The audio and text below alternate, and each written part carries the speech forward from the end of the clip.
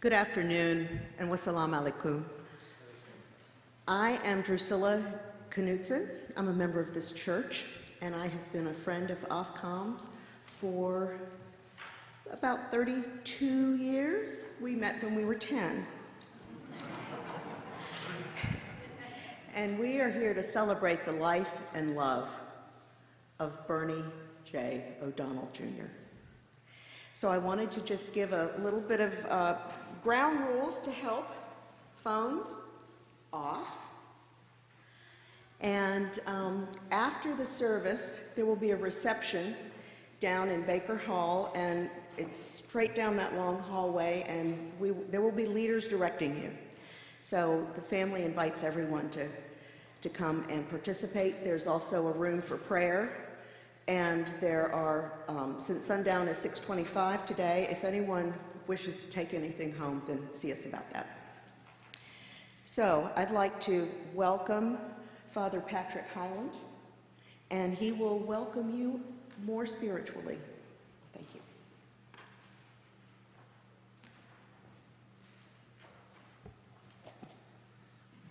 My brothers and sisters, we believe that all the ties of friendship and affection which knit us as one throughout our lives do not unravel with death.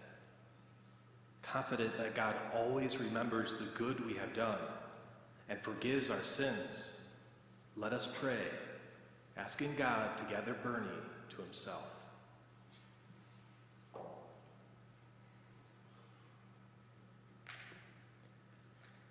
Lord our God, the death of our brother Bernie recalls our human condition and the brevity of our lives on earth. But for those who believe in your love, death is not the end, nor does it destroy the bonds that you forge in our lives. We share the faith and the hope of the children of God. Bring the light to this time of testing and pain as we pray for BJ and for those who love him.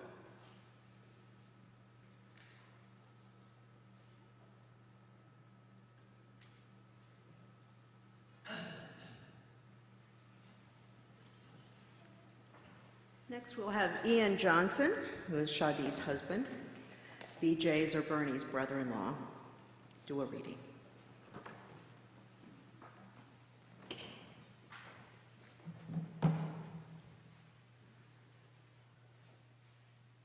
Reading from the Book of Lamentations. My soul is deprived of peace. I have forgotten what happiness is. I tell myself, my future is lost, all that I hope for from the Lord.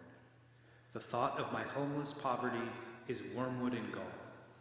Remembering it over and over leaves my soul downcast within me. But I will call this to mind as my reason to have hope. The favors of the Lord are not exhausted, his mercies are not spent. They are renewed each morning, so great is his faithfulness. My portion is the Lord, says my soul. Therefore will I hope in him. Good is the Lord to one who waits for him, to the soul that seeks him. It is good to hope in silence for the saving help of the Lord. This is the word of the Lord.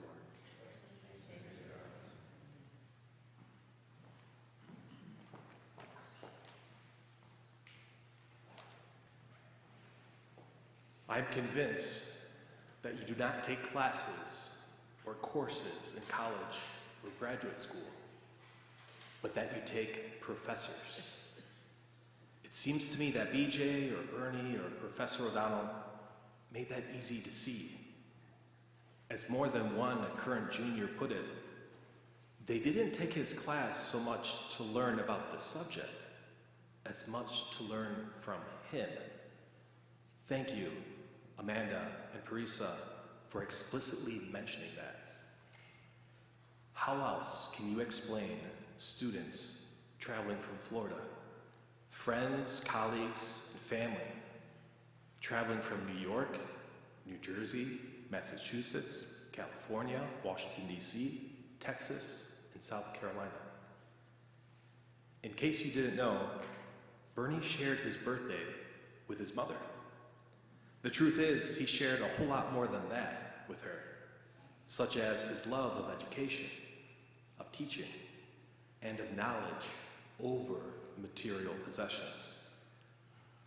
While an apple doesn't fall too far from the tree, in the case of Bernie and his family, this means an entire orchard, one that goes back 250 years, a true family of scholars.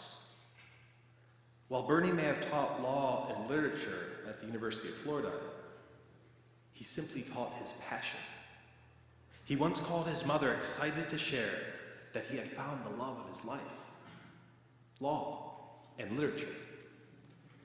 Like any good trial attorney or litigator, BJ was good with words. A talented public speaker, those who were there still remember the speech he gave at his sister's wedding. He was funny and could command a room. His sense of humor was a dry one, which is just one more data point of how he shared far more than a birthday with his mother. This common birthday served as a point of annoyance for BJ and came to a head as a teenager, when he learned at what time of day he was born, 10:45 p.m. This did not help matters, for he questioned his mother. "Mom, you couldn't have just waited another hour and a half?" A beautiful birthday card he sent to his mother as a first-year college student would set the matter straight. He was indeed honored to share a birthday, and so much more, with his mother. Bernie comes from a family that would prepare meals and then help serve them at St. John's Cathedral in downtown Cleveland. Bernie was a hungry young man. On at least one occasion, he was not above getting in line to partake of the meal himself. When he was challenged by another that thought the food was not really for him and that he ought to get back to serving, he replied, "You don't understand. I am hungry too, and when I get home, my mom will say she is too tired to cook anything more." This must have been just one among many successfully defended cases, albeit in this one he was defending himself.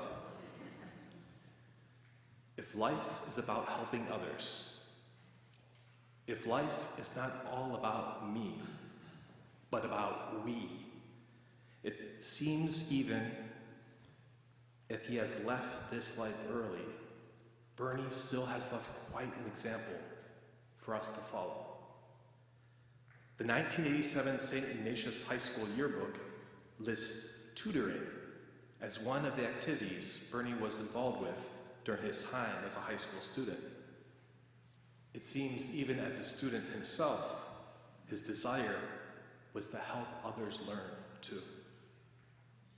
This desire, no doubt a holy one, would later lead him back to school, studying and researching towards a PhD in English.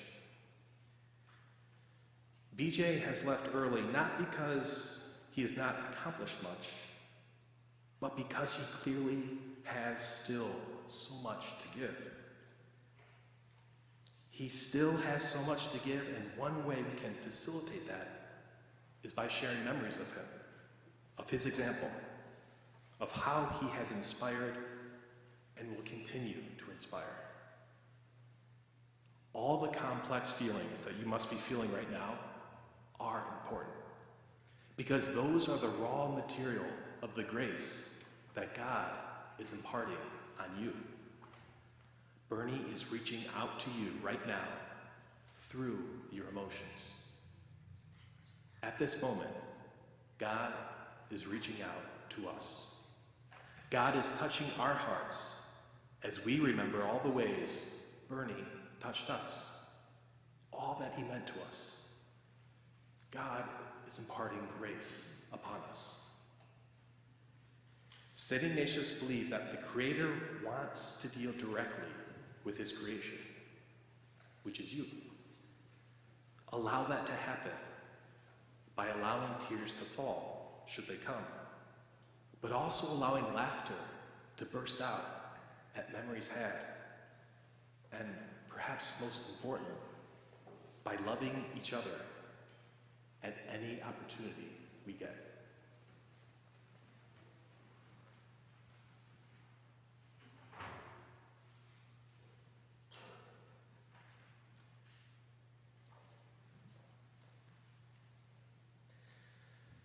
Friends, our true home is in heaven. I invite you to rise now and join with me, if you can, the Lord's Prayer.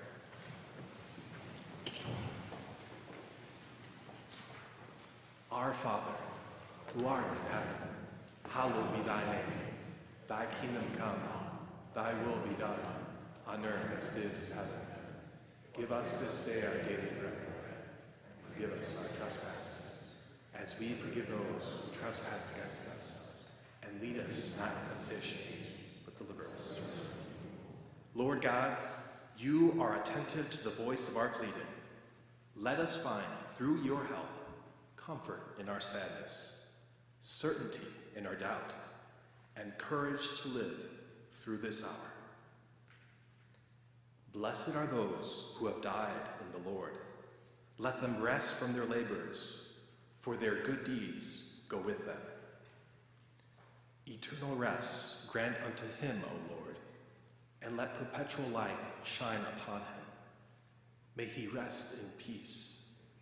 May his soul and the souls of all the faithful departed, through the mercy of God, rest in peace. Please be seated.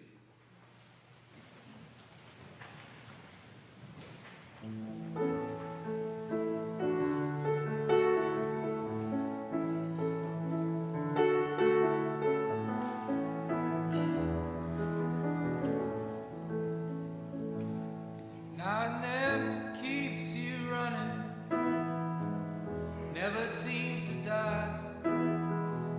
Trail spent with fear, not enough living on the outside. Never seem to get far enough, staying in between the lines. Hold on to what you can, waiting for the end, not knowing when. May the wind take your troubles away. May the wind take your troubles away. Both feet on the floor, two hands on the wheel. May the wind take your troubles away. Try to make it far enough to the next time zone. Few and far between the past midnight hour. Never feel alone. You're really not alone.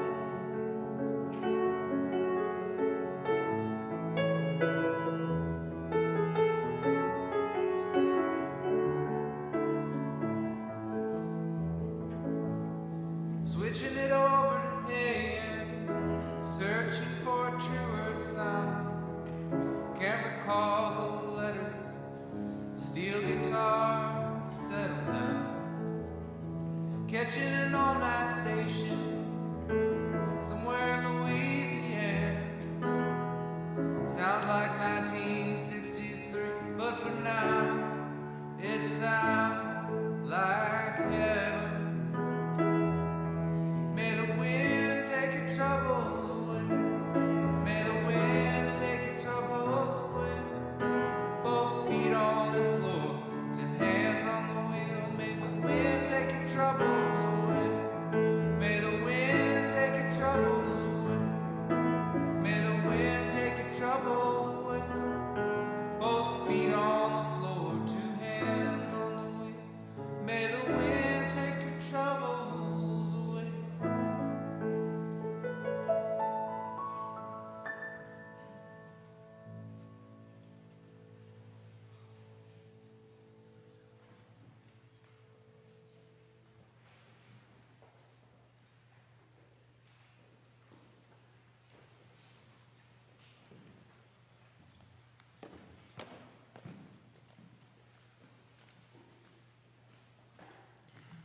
Good afternoon, everyone, and welcome.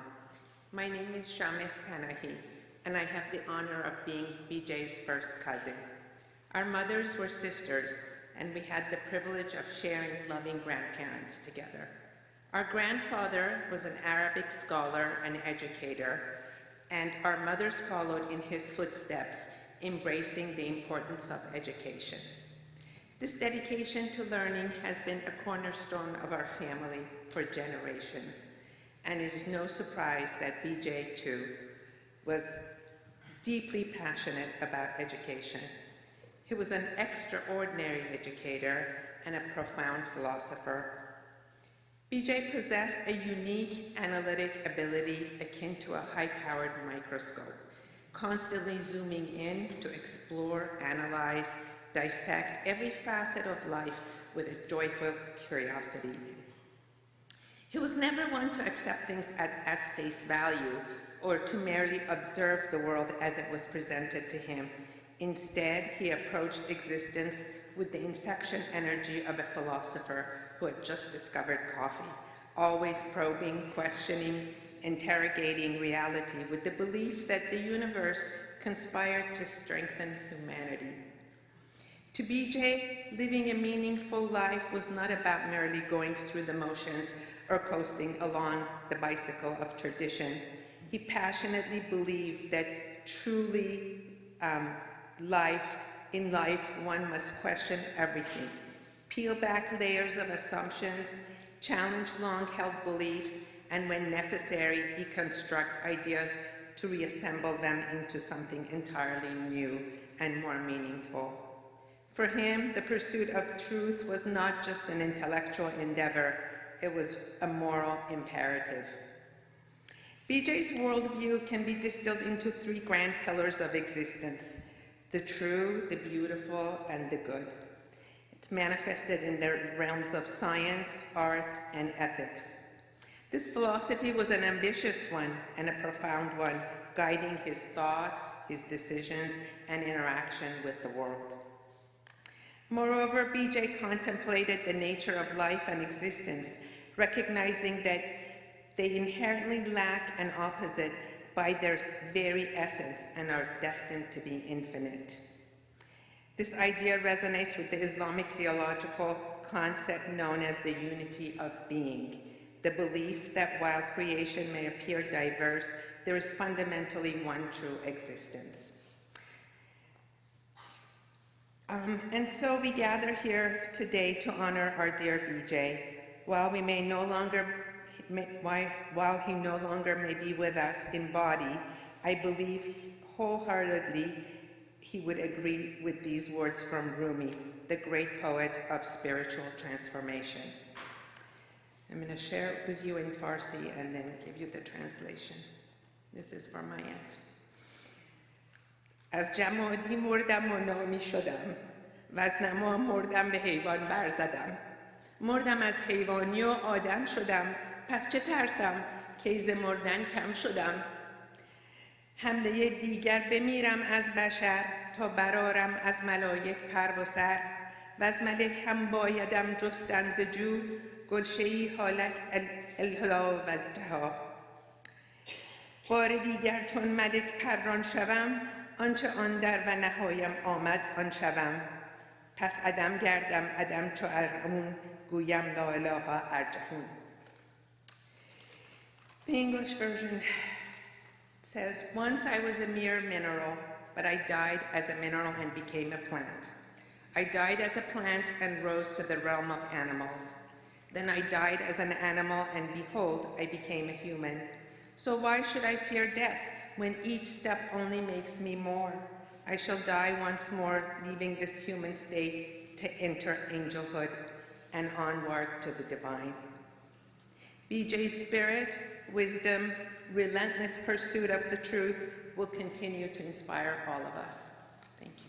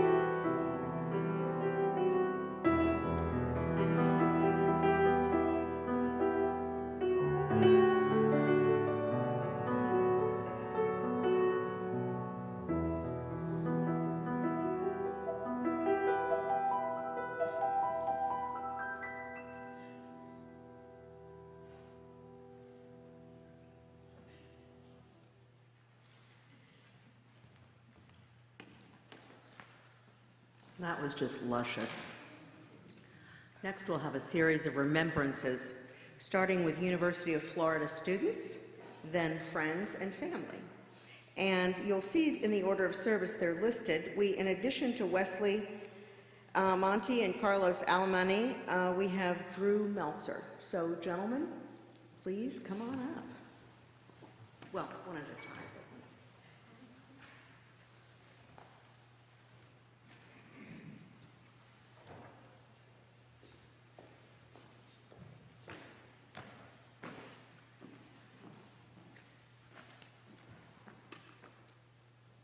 Good afternoon.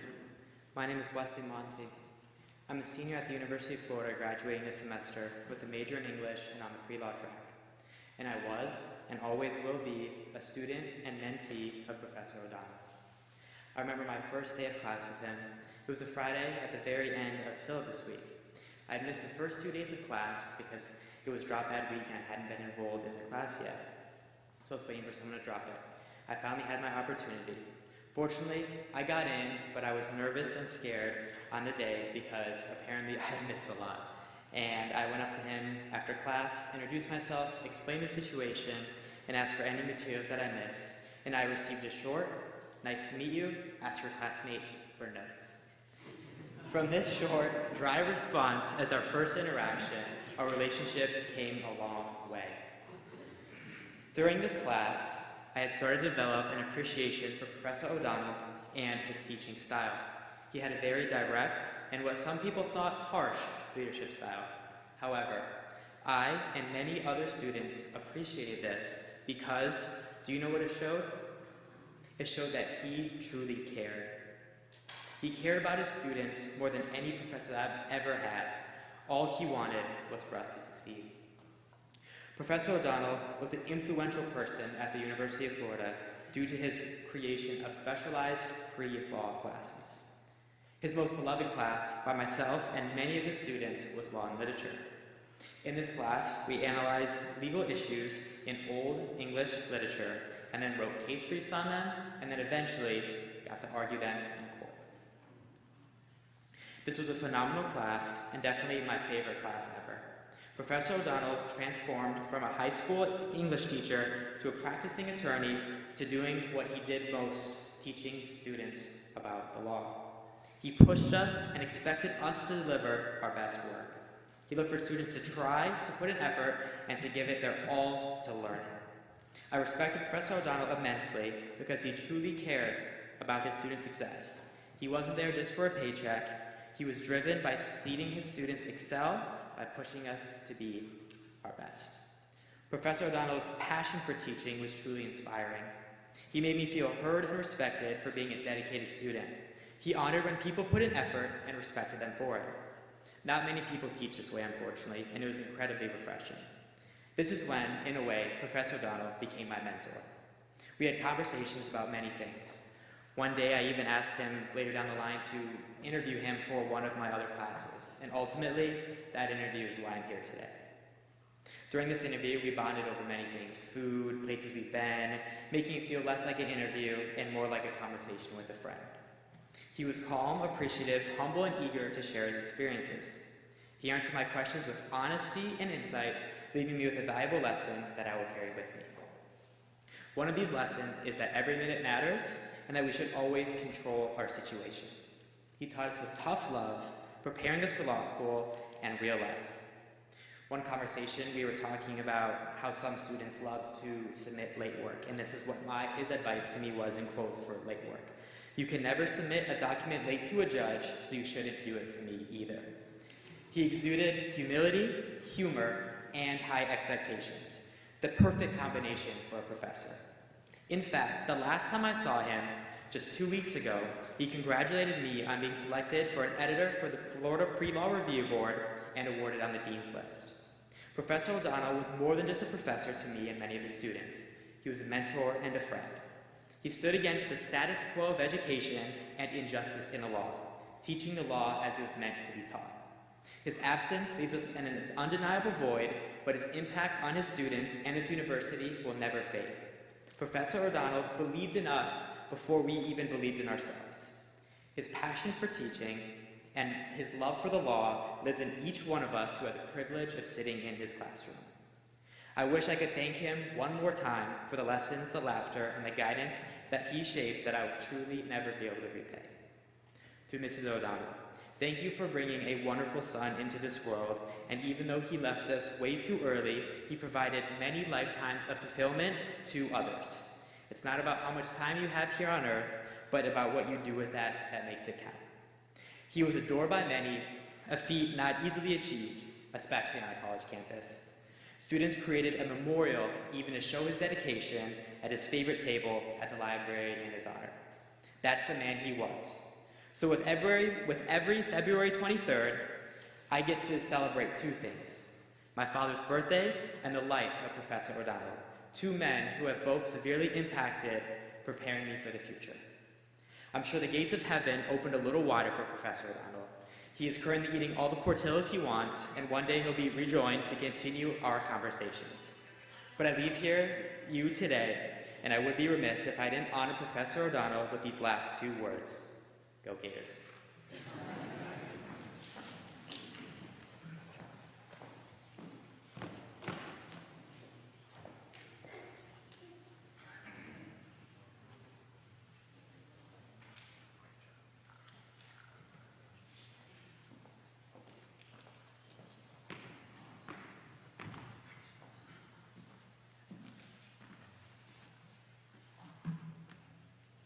Hello everyone. My name is Carlos Alamani, and I had the absolute privilege of being one of Professor O'Donnell's students at the University of Florida. But today, I don't just stand here for myself, I stand on behalf of the countless students whose lives were shaped by his teaching, his mentorship, and his unwavering commitment to justice. I should emphasize that Professor O'Donnell was not just a professor. He was an absolute force of nature both in the classroom and beyond. His no-nonsense approach pushed us to think critically, to question everything, and to never back down in the face of injustice. He expected nothing less than our very best, not just as students, but as future advocates, thinkers, and leaders. The greatest teachers don't just pass down knowledge. They bring something out of people. And that is why Bernie O'Donnell wasn't just a great teacher, he was the standard, the very definition of an exceptional educator. Because it's one thing to ignite a passion for learning in a student, but it's another thing entirely to give that student the tools to channel their passion into something meaningful, to help them find their purpose. What made Bernie O'Donnell truly unique was that he didn't just give us the tools to pursue our passions, he gave us the blueprint, because he was the blueprint. He was too humble to admit it, but he set the standard for everything that every attorney, every advocate for justice, and every true believer in the law and a fair society should strive to become. Bernie O'Donnell lived that standard every single day, in the way he taught us, in the way he spoke about the law, and the way he illustrated the weight of the law, how it's applied, misapplied, and how it can be wielded for justice. His law and literature class was more than just a course. It was actually a proving ground, a challenge, and a testament to everything Bernie loved about the law. It was messy, it was complex, and incredibly unpredictable, but it was always an exhilarating opportunity to take a stand for something. Each mock trial wasn't just an academic exercise, it was a test of advocacy, conviction, and resilience. No other class at the University of Florida, or any other school in the country for that matter, offered what his did, the chance to discover what we as students were truly made of. It was in that classroom that we learned what it truly meant to advocate, to carry the weight of the law in our hands, and to wield it with purpose and conviction. Nothing could have prepared me better for the rigors of law school and the legal profession than his class. Professor O'Donnell was the best of us. He set the standard, not just for how a professor should teach, but for how an advocate should fight, how a mentor should lead, and how a human being should carry themselves with unshakable integrity. Me personally, I will never forget the moment he gifted me an honorary Jekyll's Pharmacy t-shirt, a tribute to my efforts in my very first mock trial in his class, where we put Dr. Jekyll on the stand for his fictional crimes. As a young and impressionable sophomore, an immature litigator just beginning to dip my toes in the deep waters of the law, that moment was more than just a gesture. It was a recognition of something much, much greater. That small gesture spoke volumes. It breathed life into me, reinforcing that I had a voice that mattered, a voice that could be sharpened, refined, and used for something greater. Professor O'Donnell saw something in me that I had not yet seen in myself. He nurtured a passion for the law that remained the foundation of my work, not just as a future litigator, but more importantly, as a person committed to justice, integrity, and the people I hope to serve. That voice, my voice, simply would not exist without him. And for that, I am eternally grateful. And you know, it's funny, attorneys, especially those licensed in a high-stakes state like the state of Florida, they aren't exactly the easiest people to gain access to. They certainly aren't always approachable when it comes to hearing the petty anxieties of everyday folk, let alone undergrads who haven't even set foot in a law school classroom. But Bernie was the exception. I would know because I took full advantage of it. From the very first day of class, I knew Professor O'Donnell was different. He wasn't just another professor going through the motions. He had a presence, a charisma that commanded attention, yet never in a way that felt too intimidating. Dressed in his iconic sweater and Nike tennis shoes, he strode into the room, took his place at the front, and without hesitation, began laying the groundwork, not just for the course, but for something much, much greater. That first lecture wasn't just an introduction to law and literature. It was a lesson in what the law is, what it means, and how it should be wielded. He made it clear that the law wasn't just an academic concept, but a force, a responsibility, and a tool that carried real weight. From that moment forward, it was impossible to look at it as just something written in textbooks. The law had meaning, and it also had consequences. From that first day, he made it clear to me that he was someone I could talk to about more than just legal theory. I could ask him what the law meant outside the classroom, what it meant to truly stand for something, to advocate for people, and to do so in a way that was effective, no nonsense, and unwavering in the face of adversity. That was the kind of insight I could have never received from anyone else.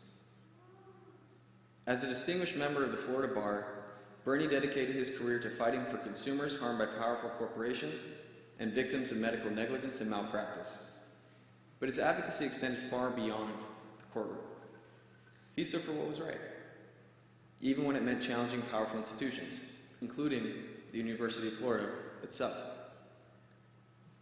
When an LGBTQ law professor faced discrimination, Bernie did not hesitate to take a stand on his behalf. He argued against all the might behind a powerful university, not because it was easy, but because it was right. Because he was not just an advocate. He was a trailblazer for the law as it ought to be. He was always eager to lend a supportive ear after class, offering invaluable insight into the intricacies of the law and the realities of standing up for the little guy in society. He lived what he taught, embodying the idea that justice isn't something we study, it's something that we, at the end, fight for. But beyond the law, I'll never forget every black coffee I had the opportunity to share with him. Those conversations weren't just about school or assignments. They were lessons in life, in law, and in purpose. It was in those small moments that I caught a glimpse of Bernie. Not Professor O'Donnell, but Bernie. A man who was a compassionate Cleveland sports fan, a rock music enthusiast, and a brilliant and hilarious critic of the status quo. A lifelong learner devoted to the humanities and literature, and above all, a deeply kind and principled man, unwavering in his mission to lead his life with purpose and conviction. It was through those moments that I realized I'd found not just a mentor, but a lifelong friend. Someone whose scathing humor and incredible insight I knew I could look forward to relying on throughout my legal career. I should emphasize, Professor O'Donnell was not just my professor. He belonged to all of us because, again, he was the best of us. Every student who ever walked into his classroom, whether they left confident or challenged, whether they embrace his prolific use of a red pen to mark up our legal briefs or his near religious emphasis on binder clips, they left for the better. His legacy isn't just in his quippy lectures or his legal expertise, it's in the students he empowered, the voices he amplified, and the futures he helped shape through his unwavering devotion to justice. It lives on in those of us who go on to become attorneys, advocates, policymakers, thinkers, and those of us who will challenge injustice just like he did. Bernard O'Donnell was an outstanding attorney, a one-of-a-kind teacher, and above all, a great man and a good friend. I wish I could thank him one last time for the memories he gave me, the lessons he taught, and the mentorship and guidance that shaped me in ways that will forever stay with me. Though he may no longer be with us, his impact will never fade. His legacy lives on in every student he taught, every mind he challenged, and every advocate that he inspired. It lives on in those of us who will carry forward the lessons he instilled, not just in the courtroom, but in every aspect of our personal lives. I promise to carry his example forward as a light and a guide, a foundation for everything I choose to pursue as a future advocate, attorney, and most importantly, as a man. Because that is what Bernard O'Donnell did for us. He set the standard and he dared us to meet it. Professor O'Donnell, Bernie, you are a mentor, our champion, and our friend. May he rest peacefully, knowing that his courageous spirit lives on in every life he touched, and in every person who carries his lessons forward. Bernie, you are eternally loved and cherished, and we all miss you so much. Thank you.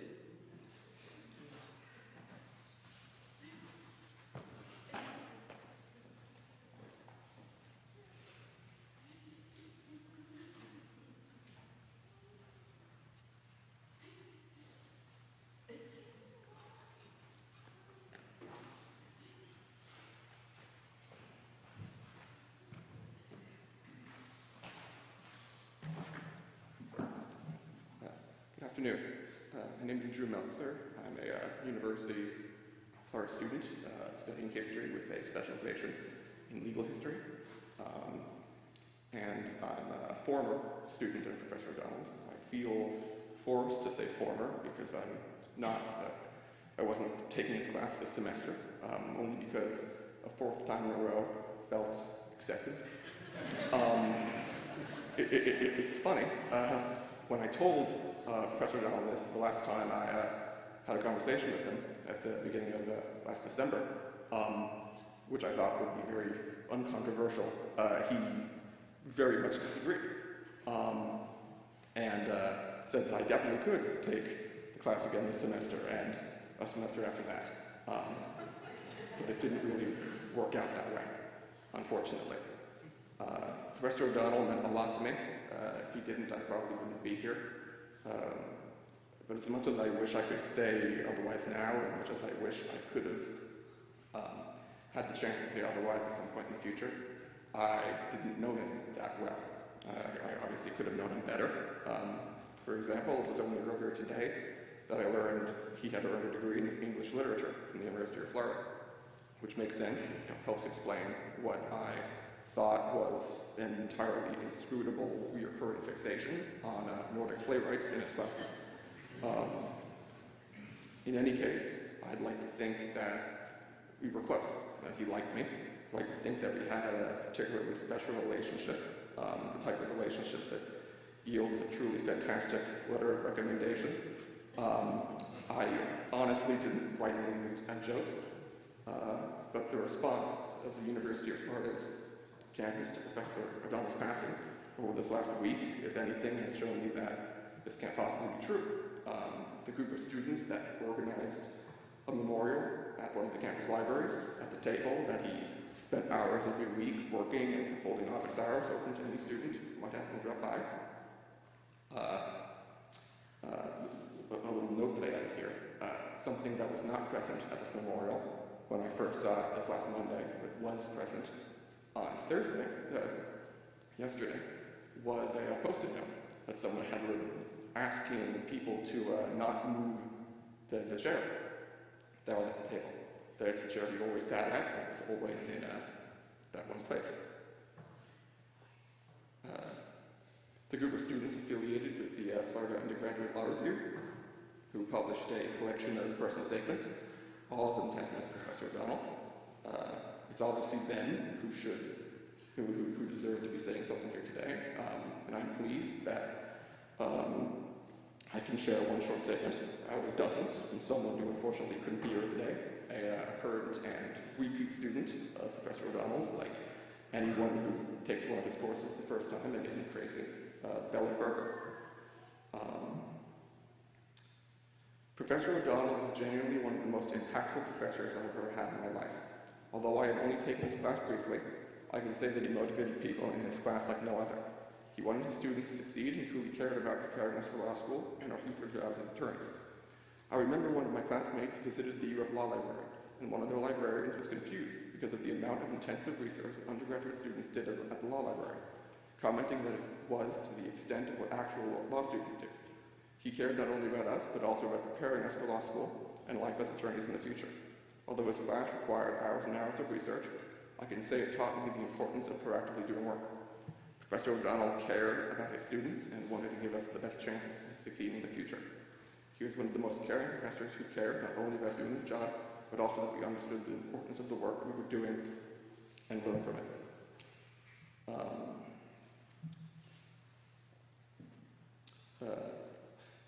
To close this out, there were lots of things that I could have talked about concerning Professor O'Donnell. I could have talked about the long conversations we had outside of class, one in particular. I could have talked about the truly, valuable lessons about the legal profession that he provided. I could have talked about the incredible level of leeway and accommodation he gave me personally in the work that I performed for his class, which was very much beyond the standard of what was expected. But I'm not going to talk about any of those, and instead I'm going to talk about I needing to get an email back to him. At the end of last semester, I got around to sharing with Professor O'Donnell 2 court cases. A Florida Supreme Court case and a lower district court, Philandris v. Bank of America. I thought that it was a case that would be very interesting to have a minor discussion in class, in fact have a single 1 or 2 period discussion where we would hear the facts of the case, normally a case that Professor O'Donnell had worked on, sufficiently anonymized, and we would discuss and debate, and I had come across this case while doing research for his class, and I thought that it intersected well enough with gross negligence and civil liability and punitive damages, which are all things that came up a lot in his class. And I shared with him these cases. I shared with him that case. He was very grateful. He made clear that he truly appreciated the gesture. And then the semester was over. And not quite. During finals week, I got an email from him saying, "Hey Drew, I know it's finals week. I know you're busy. Hope you're doing well. I read over the 2 cases you gave me, the 2 opinions, and I don't remember exactly what it was that you wanted me to look at and consider. So whenever you have time, just let me know." That was the email. It was short, it was quick, it was simple. And it was finals week, and he was very busy. And I didn't think I had the time to really sit down and craft a composed and succinct summary of the cases. So I put it off, and I put it off over break, and I put it off for the first few weeks of this semester. And I've been meaning to get back to him at any moment, and I didn't.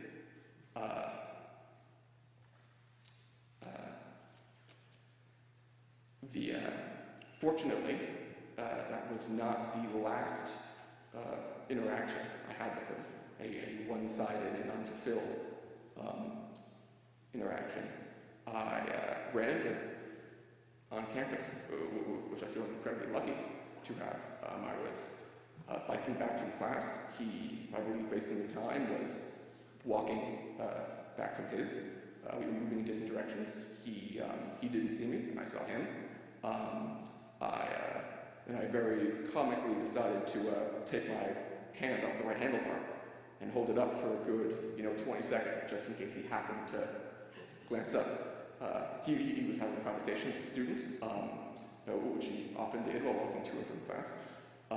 And it wasn't worth me yelling out loudly, going past him at 20 miles an hour and interrupting his conversation, which he wouldn't have liked, definitely. He was very, very principled about those little things like that.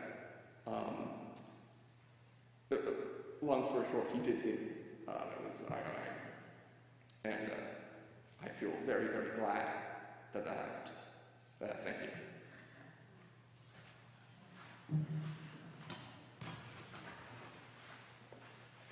Next we'll be hearing, come on up. Next we'll be hearing from three of his friends. And I invite Dave to start. Hi everybody, I'm Dave Kurzman. I'm here from South Florida. Known Bernie for about 25 years. It's snowing out. Just noticed that on the way in. I didn't take Bernie's class. I wrote something, and these kids, men, people are brilliant. That was really amazing. But I'm going to tell you about the Bernie I know. It's been an honor to meet the family today, and I'm thankful to be able to share my experience and memories of my version of your BJ, who I know as Bernie. I want to begin by quoting the words of one of Bernie's heroes, Derek Smalls from Spinal Tap. Hello, Cleveland. Bernie loved everything Cleveland. It was a lot. He listened to Cleveland morning sports talk radio every day, maniacally, whatever sports season it was. This place to me, and right now I'm Dave, that will be other Dave, and then when Dave comes up here after, I'll be other Dave. So to me and other Dave, Cleveland is lore to us. We kind of see and feel him everywhere we look. Bernie was complex in the most amazing ways. In 2000, I met Bernie in Tallahassee. I was on stage making music. He was behind the bar making Long Island iced teas for frat row patrons. He was masquerading as the bartender, I think, all the while being the young lawyer behind the scenes that made sure that fine establishment operated. It didn't take long to understand that Bernie was creative, precise, uber intelligent, and a prolific communicator. He could read a room and a situation in an instant. His empathy was a superpower, a blessing as much as a burden. Bernie worked his way into our lives through his competence as a young legal professional, working with our band, and quickly we became friends and peers in musical talent, intellect, drive, comedic timing. After full-time musician life started to fade, I randomly found myself in the legal support world and was able to continue to move from one creative profession with Bernie together to the next. There aren't too many people in life that we get to grow and change with, yet stay on similar paths. I was working with Bernie weeks ago. As Bernie moved through different phases of his law career, he landed in his most profound junction of creativity, technical knowledge, and empathy as a professor at UF. Law and literature, the crossroads of creativity and intellect. He invited me to be a part of his mock trials multiple times and shared the joy of educating and expanding the minds of his students. He had such a positive influence on so many, teaching through creativity, knowledge, and experience. I was so thankful that he shared this incredible part of his journey. I was never more proud and impressed. I was impressed when he would play dive bars with Dave and acoustic guitar, but Dave, this thing was next level, sorry. He was a thinker, sometimes an overthinker, in the most positive ways. And that made our conversations always poignant, whether deep, funny, observational, something meaningful came out of every interaction. Oh, and basketball. No one's talked about basketball. When Bernie moved to South Florida, we would play in a Wednesday night pickup game. It was crazy. Just when I thought I had known him, I mentioned I play in this game, and he comes out one night in old sweats. Next thing I know, he's draining threes, throwing dime assists, breaking old man ankles with a vicious crossover. Bad shoulder, fought through it for the love of the game. The passion was there. BJ could ball. I always felt like I was one of the very lucky ones that got to know so many of the sides of him: his love of music, his prolific writing, his intellect, sportiness, his love of teaching and challenging his students. I was one of those that Bernie let in. It was my privilege, selfishly and luckily, that I was able to know him so personally. We made fun of ourselves, we made fun of each other. He was both challenging and self-deprecating, confident and empathetic, caring, thoughtful, and compassionate. It was always my feeling that if you were in Bernie's trusted circle, you were special. Just knowing that he treated me as a peer on his level propped me up and made me feel special. We're so very lucky to have had him touch each and every one of us in the myriad ways he has so specifically touched us all. Rock on, BJ.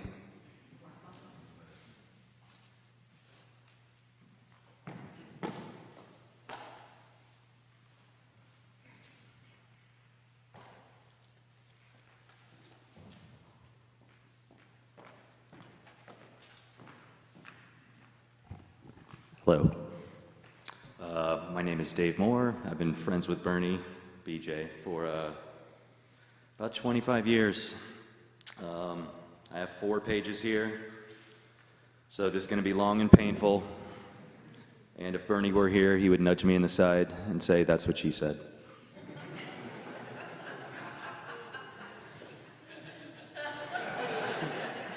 Yeah. It's hard to say, it's hard to know what to say about someone you've known for 25 years. You have so many stories, and you're not sure which one to tell. So I guess I'll start at the beginning. At first, Bernie was doing some legal work for our band in the form of just contracts and general things that we needed. We weren't rich by any means, so he said that he'll take a little bit of money payment, but he'll also take it in the form of guitar lessons. Even though I wasn't the guitar player, somehow I got roped into being the guy who gave Bernie guitar lessons. I thought the guitar lessons were going to be just me teaching him some chords, a couple scales, things like that. So by the time I got to his house, I was like, okay, this guy's at least not a weirdo. And found out later that he was. But it turns out that he didn't need lessons. He actually knew how to play guitar. So we started with, he would play a song, and then he'd like, hey, can you learn the song? It's in G, D, C, or whatever. And he's like, well, hey, can you try the lead part? I was like, yeah, I'll go ahead and give it a shot. And as I'm playing the lead part, he would, this is our first lesson, and he would correct me and tell me that I was playing it wrong.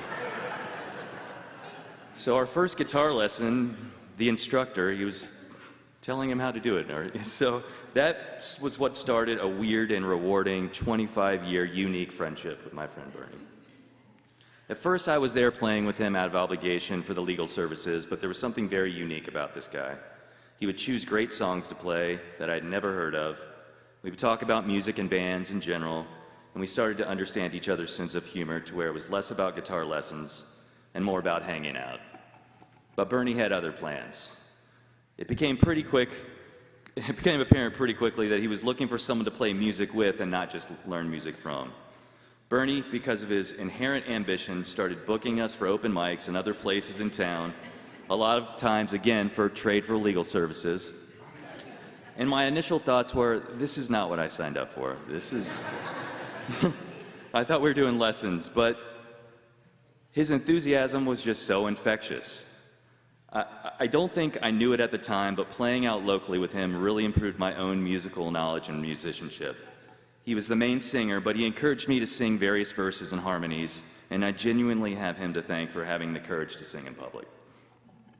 After a few years of playing locally in Gainesville, he took a job in Fort Myers. At this point, I knew we would still keep in touch, but I didn't think we would play music together anymore. Again, Bernie had other plans. He used his charisma and legal bargaining to get us Fort Myers shows at dive bars, this very weird Irish bar that looked like a medieval times castle, local shopping centers, and an arena where the local AAA hockey team would play. To be clear, we played at the sports bar upstairs and not in front of everyone in the arena. I say this because he loved to tell people that Old Crow was playing in arenas now. The fact that we were playing all these Fort Myers shows was amazing to me because we weren't really that great. One of our mantras was, we'll take the C-. Bernie just made it happen. As I got to know Bernie throughout the years, I discovered that this man was a legend of idiosyncrasies. As Dave mentioned, Cleveland Sports Talk Radio. You wouldn't think a man who has framed pictures of Alfred Tennyson and George Bernard Shaw in his bathroom could be just as interested in the lowbrow, local Cleveland Sports Talk Radio, but he really was. It was always on, regardless if I went to his house or if we were driving in the car. I'm pretty sure it wasn't completely about the teams, and that it was grounding to him, and it reminded him of home. When we drove from Gainesville to Key West for Nick and Danny's wedding, which is about an 8.5-hour drive one way, we listened to Cleveland Sports Talk Radio the entire way. It made an 8-hour drive seem like 8 years. Idiosyncrasy number 2, fashion. Bernie had 3 outfits.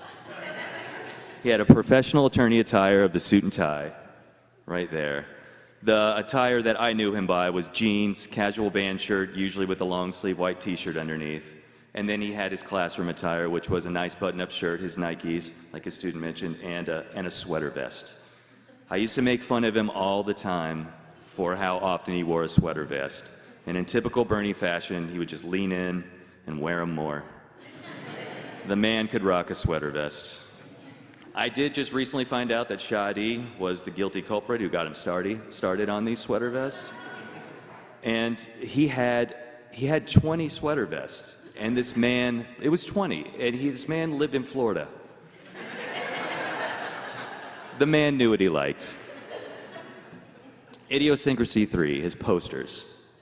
Anyone who went to his house from 2000 to 2025 saw a group of familiar posters that followed him around to different places that he lived. REM, Lloyd Cole, and the Connells, a Bernie Kosar poster, of course, and various posters of musical events that he attended that were very meaningful to him. Going through some of his photos of him in his 20s, I realized that a lot of these posters survived his childhood home and college dorm rooms. He was a very nostalgic guy. He always had framed posters of Irish poets and Rembrandt paintings. This initially seemed in contrast with the other rock band posters that he had, but once you got to know him, it made complete sense. Idiosyncrasy 4, his books. This man had so many books. I helped him move into about 7 different places, and after one particularly hot and humid move in West Palm Beach to the 3rd floor, I was going to throw all these books in a fire pit. They're so heavy. While I was at his place last week, I realized Bernie had gotten the last laugh because I'm going to have to move these books one more stinking time. Anyone who really got to know Bernie knew that he was a very deep feeler. He wanted you to care deeply about him, but also didn't want you to worry about him, which was sometimes hard to navigate as a friend. It sometimes made it difficult to fully listen to him, but if you didn't pay attention, you could miss out on some of the emotions that were very insightful to who he was. He could be very cynical at times and was generally very suspicious of people. This made him a great attorney and a great professor, but sometimes that got in the way of trust. We had several arguments, one of which might have led to a breaking up of the band, but even at our worst times, we never broke up as friends. But with these deep feelings came great gifts. He expressed his affection through gifts, and whether it would be music, TV shows, books, or knowledge, he loved to share things that were important to him with the people that he loved. Whether it was a mixed tape or CD or a personalized t-shirt, he was a great gift giver because his gifts were tailored to you. There are so many songs that remind me of him because of this. Bernie was one of the funniest guys I knew.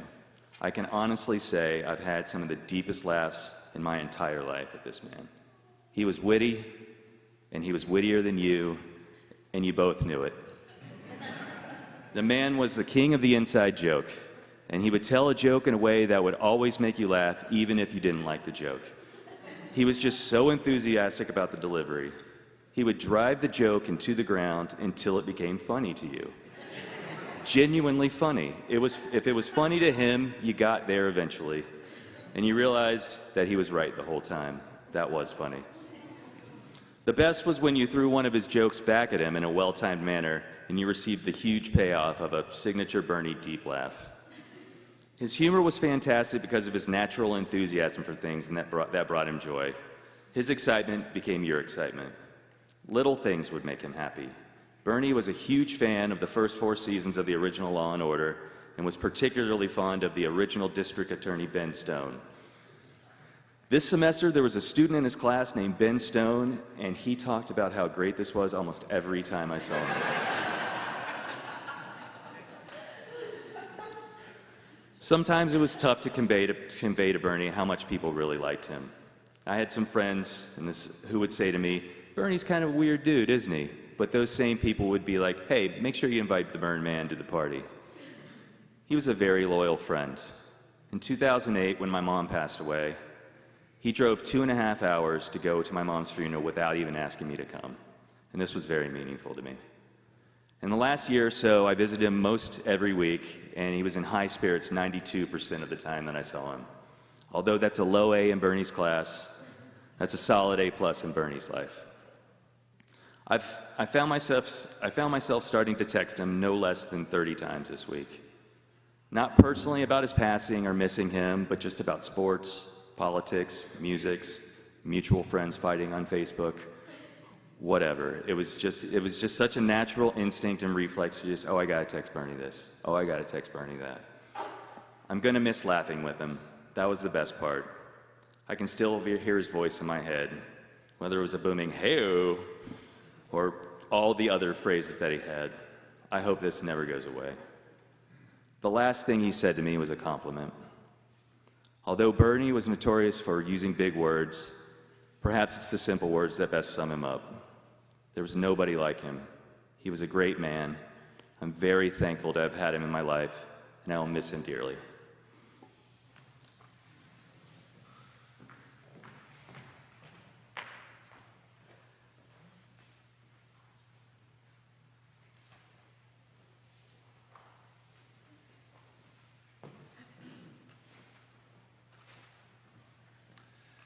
Hello, I'm Jim Lang, and I was friends with BJ for around 40 years.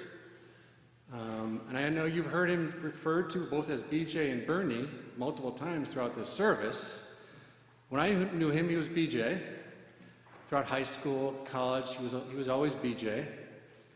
But at one point, we lived together in Chicago, not together in the same place, but we had different apartments. But I introduced him to somebody as BJ. And BJ reintroduced himself as Bernie. And he gave me a glance, and then he came up to me afterwards and said, I go by Bernie now. And I said, I'm not going to call you that. Like any good supportive friend would. And so as a result, we came to an agreement, which was I would call him BJ, but he could call me Jaybird for the rest of my life, which he did. Always called me Jaybird. So I just want to share a little bit of our history, but then also the main thing I want to remember about BJ. And you've heard so much about BJ already. It's been amazing to hear all these different sides of BJ coming out, and what a sort of amazing person he was, and so well-rounded, and amazing in all these categories. I met BJ in 8th grade when our parents decided that we would carpool together from Bay Village to St. Ignatius every day. And so we would sit in silence as our fathers listened to NPR. And so we didn't really talk too much in that context, but we lived close to one another, and we saw each other at school. And we started hanging out. First, on the weekend, doing stuff on the weekend days or after school. As we moved into junior and senior year, it became more weekend nights we were hanging out. And so I got to know him really closely in high school. We went to college in different places. We came back together again in Chicago. I was pursuing a graduate degree in literature at Northwestern, and BJ was teaching English at the English department at Loyola High School. And so we came together again, and we went to, as we heard so much about his love for Cleveland sports and music, We would do things like go down to the Cubby Bear, which is near Wrigley Field, to watch Browns games on Sundays. We go to concerts together. Most memorably, we saw an acoustic concert with Warren Zevon at a small theater in downtown Chicago. And I remember here a few years after he had been in Chicago, he said he was going to move to Florida. And I said, why? And he said, well, actually, I hate being in the cold, and I want to move somewhere warm. And I thought to myself, well, that can't be possibly the reason to leave a place like Chicago just to go to Florida.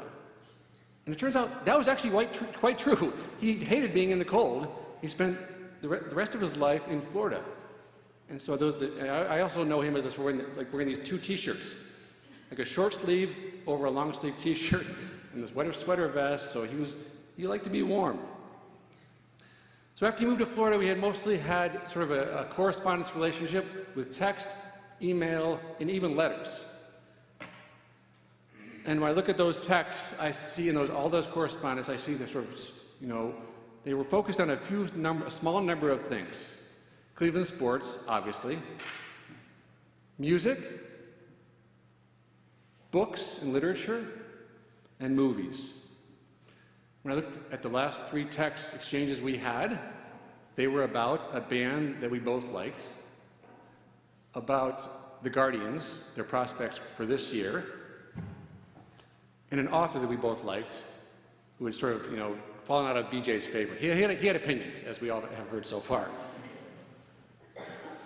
So this was a 40-year friendship, which, I really valued. What I want to remember so much, like when I think about what I want to remember about BJ, is he was a creative spirit. And we've heard that in multiple realms.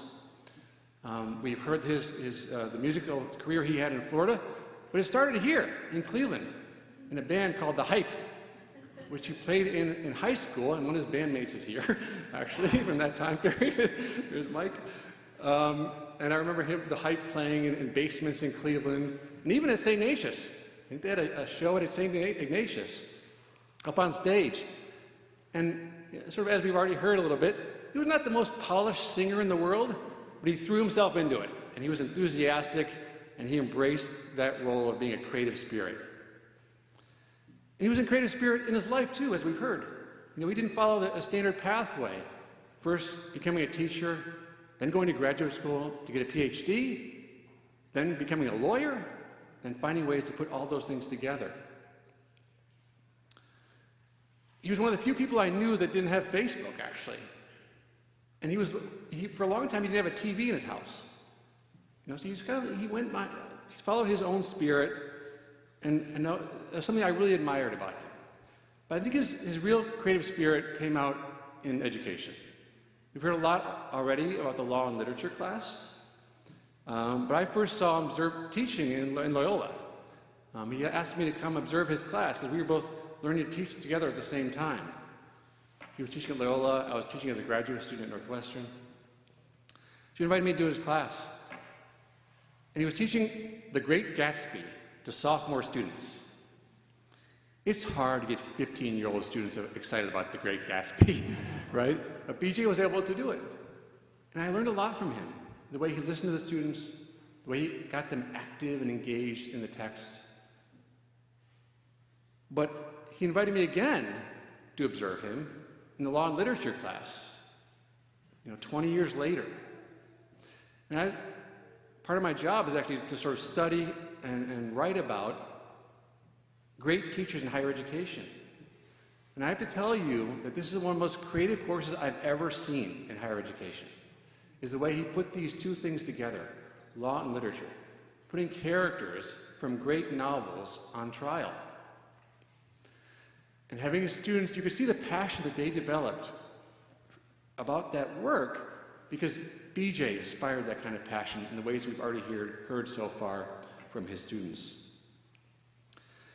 And when he invited me to become a juror, it was like a Zoom situation. The other people that were in the jury that day, one was like a Florida district attorney, one was a retired judge. Like BJ put his whole heart into this class make an incredible experience for his students. So I was absolutely floored by the work he had done with his students, the work that his students did. This was a product of a deeply creative educator and human. And the University of Florida knew they had an amazing teacher on their hands. One of the deans sent a message to Shadi last week, which said, he had a rare and remarkable gift for teaching. His law and literature class was one of the most meaningful and impactful courses we have ever had. Students not only loved the class, they loved him. He was more than an instructor. He was a mentor, a role model, and a true intellectual force. That's the thing I want to remember about BJ. But of course, I also want to remember one other thing, which is we've already heard about his sense of humor. And BJ had the widest smile and the loudest laugh. I was texting a mutual friend today who couldn't be here. And he said, we were hanging around together and we would everyone would be making jokes and trying to make each other laugh. BJ made you feel like you were doing a killer set in The Tonight Show. Like he laughed so hard at your jokes and his laughter was infectious. And so that's the other thing I really want to remember about BJ, is his laughter and his wide smile. When I think about BJ for the rest of my life, I want to picture him walking up to me, holding out his hand for a shake, and saying, "What's up, Jaybird?" And I'm going to say, "What's up, BJ?" And I know, in a very short time, I will be laughing.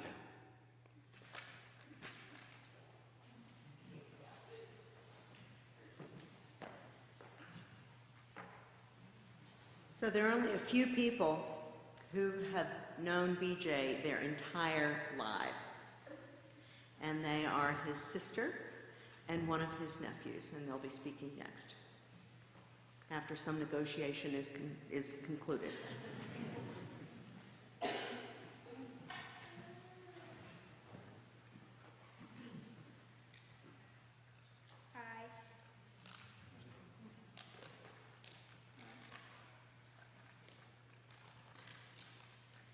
Me and my uncle had a lot in common.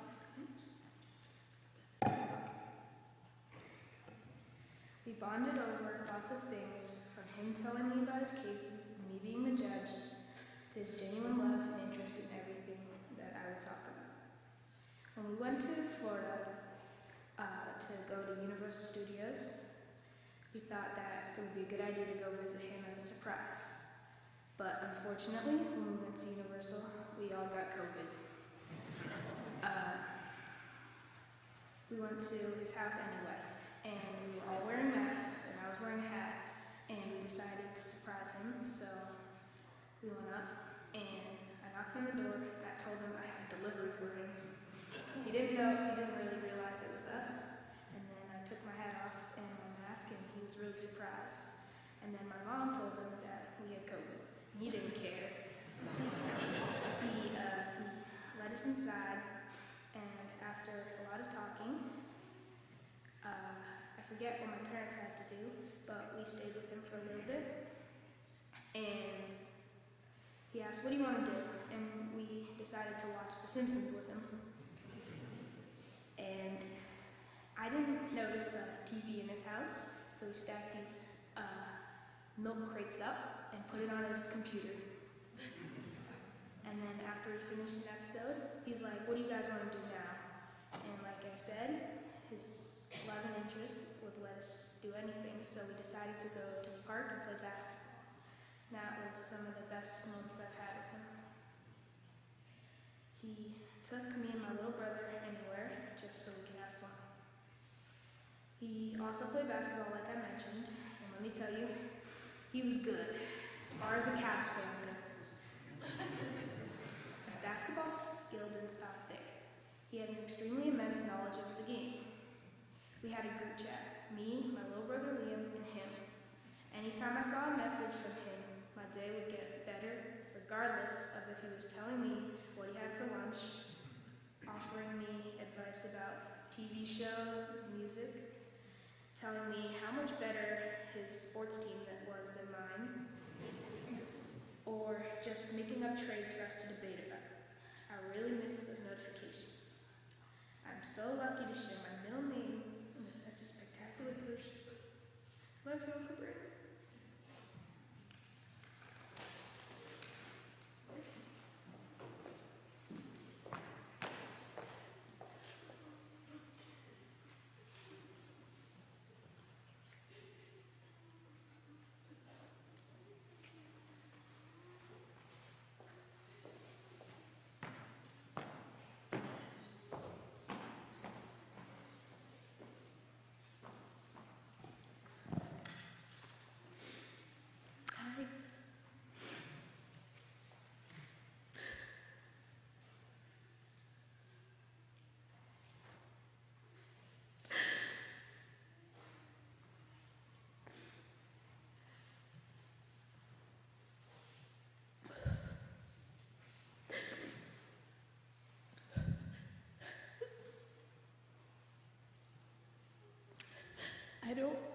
I don't think I have words.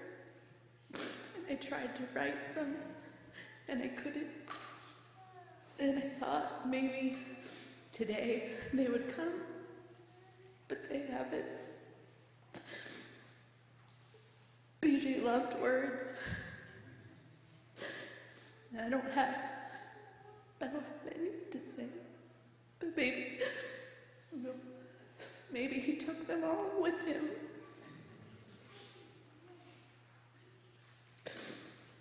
He was my big brother, but all his life he wanted to belong. He wanted to be loved. And I wish so much that he could be here right now and feel how much he does belong, how much he did belong. To see that he's always been loved. And that he always will be.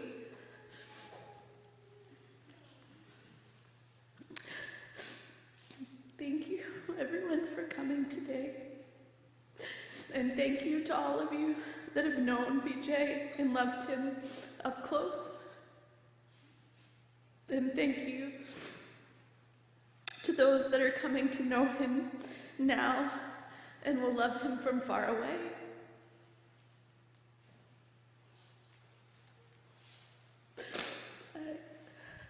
I will miss him. I will miss all of his words.